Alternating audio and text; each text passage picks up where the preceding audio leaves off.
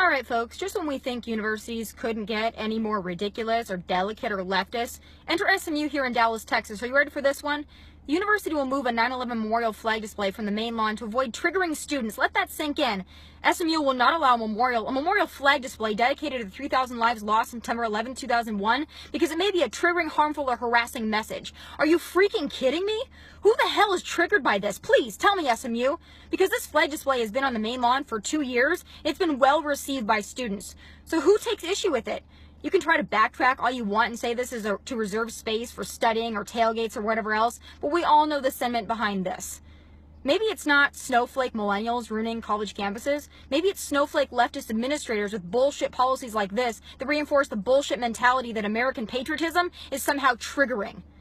This isn't even a partisan issue, for God's sakes. We lost 3,000 people in those terror attacks. Yes, we, all of us, the American people. White, black, brown, Christians, Jews, Muslims, gay, straight, male, female, Republicans, Democrats.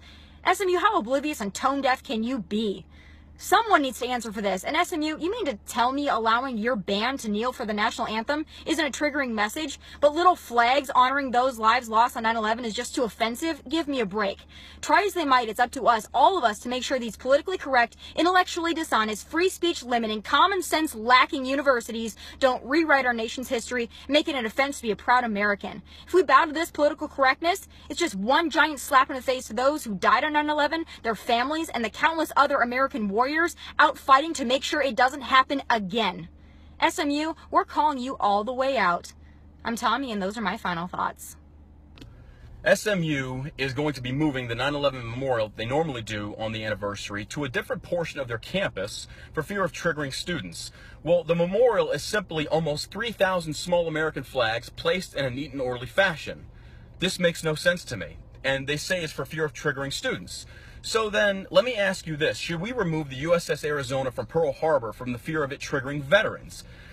This is political correctness at its finest. This is pandering to overly sensitive types at its finest. But let's also keep in mind, this is the same organization that when the 7/7 events occurred, and we lost Officer Michael Smith, whom they invited his daughter to make the first honorary volleyball serve, quickly disinvited her, saying that it was too insensitive given the social climate at the time. It's also the same place where people knelt during the national anthem, but that wasn't deemed too insensitive towards the families of law enforcement officers that were killed in the line of duty.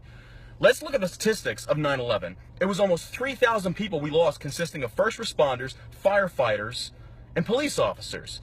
This isn't politically driven. This isn't a left versus right thing. This is a bipartisan issue. Honestly, this is not even a political issue. This is an American issue. And if we sit there and we remain silent and let these overly sensitive types continue to push this non-American or this anti-agenda or anti-American agenda down people's throats, where does it end? A line has to be drawn in the sand and say, if you are anti-American, if you are just so caring of other people's feelings that you are willing to compromise what it means to be an American and respect and honor the memories of those that have fallen for this country, you need to get out of America, because that's not in any way, shape, or form what American values represent.